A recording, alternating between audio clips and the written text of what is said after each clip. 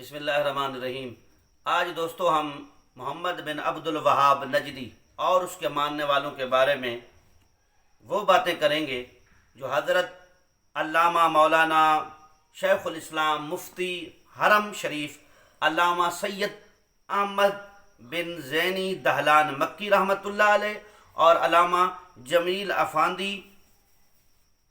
صدقی زہاوی علیہم الرحمہ نے اپنی تصانیف میں جو فرمایا ہے، آج وہ میں باتیں کروں گا کہ عبد الوہاب نجدی کون تھا۔ آج ہمیں یہ طعنے دیتے ہیں کہ مولانا مرزا ہوں یا علماء دیوبند کہتے ہیں یہ تو ابھی کے پیداوار ہیں، اور تم کب پیدا ہوئے وہ بھی انشاءاللہ تعالی بتاؤں گا۔ انگریزوں کے انہوں نے خط لکھا کہ ہم وہابی نام سے بدنام ہو چکے، ہمارا نام اہل حدیث رکھا جائے، وہ بھی میں درخواست انشاءاللہ تعالی آپ کے سامنے وہ جو انہوں نے لکھی تھی خط وہ بھی میرے پاس موجود ہے، وہ بھی دکھاؤں گا۔ لیکن بات یہ ہے کہ میں نے آج وہ دکھانا ہے کہ محمد بن عبد الوہاب نجدی، یہ کشتوار میرا آئے گا، یہ آپ سنیں کہ کون تھا جس کو یہ اب سنیں۔ فرماتے ہیں قد اخبر النبی، اس لیے میں یہ بات کر رہا ہوں کیونکہ یہ کہتے ہیں وہابی نام سے مشہور ہیں، اپنے آپ کو وہابی کہتے ہیں، تو اصل وہابی جو تھا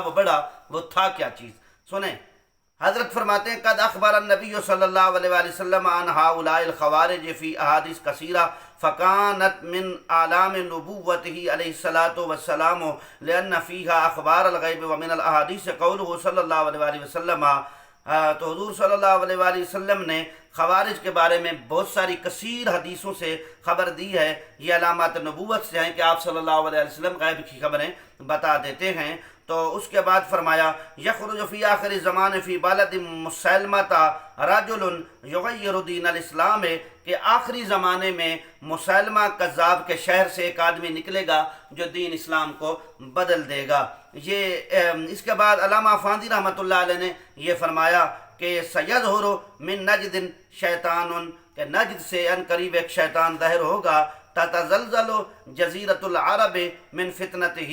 تو جزیرہ عرب جو ہے وہ فتنوں کی وجہ سے اس میں زلزلہ برپا ہو جائے گا۔ علامہ زینی دہلان مکی رحمۃ اللہ علیہ نے لکھا ہے کہ ایک روایت میں مشکات شریف میں جو ہے فرماتا سیکون فی آخر زمان قوم یحدثونکم بما لم تسمعوا انتم ولا آباؤکم فایاکم وایاہم لا یضلونکم ولا یفتنونکم، وانزل اللہ فی بنی تمیم ان الذین ینادونک من وراء الحجرات اکثرهم لا یعقلون، وانزل اللہ فیہم ایضا لا ترفعوا اصواتکم فوق صوت النبی، قال السید علوی الحداد المذکور آنفا ان الذی ورد فی بنی حنیفۃ وفی ذی بنی تمیم ووائل شیء کثیر ویکفیک ان اغلب الخوارج اکثرهم وان الطاغیۃ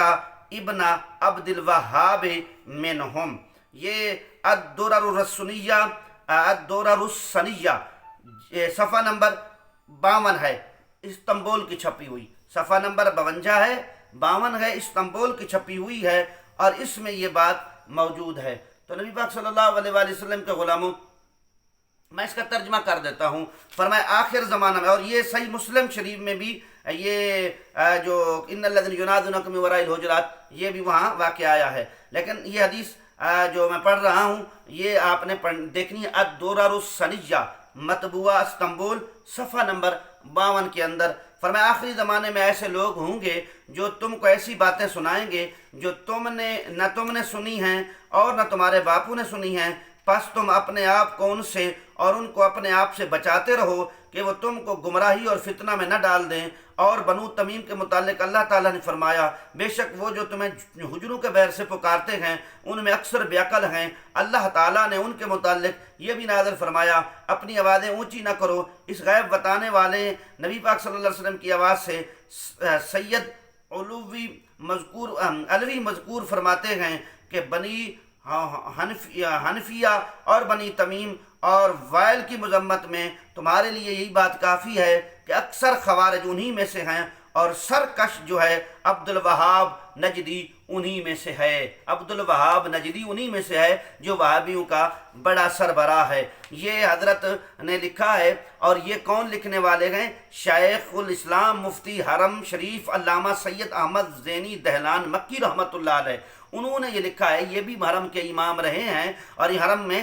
درس دیا کرتے تھے، حدیث کا شیخ الاسلام ہے، لیکن بات یہ ہے کہ اس کے بعد جو انہوں نے قبضے وغیرہ کیے تو ان بزرگوں کو انہوں نے ہٹا دیا، تو یہ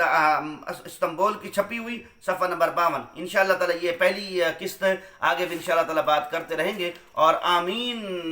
امام کے پیچھے پڑھنا آہستہ یا بلند آواز سے انشاءاللہ تعالی وہ بھی میری چند دنوں میں ویڈیو آپ کو ملیں گے. اللہ سے دعا اللہ ہم سب کو رسول اللہ صلی اللہ علیہ وسلم کا غلام بنائے.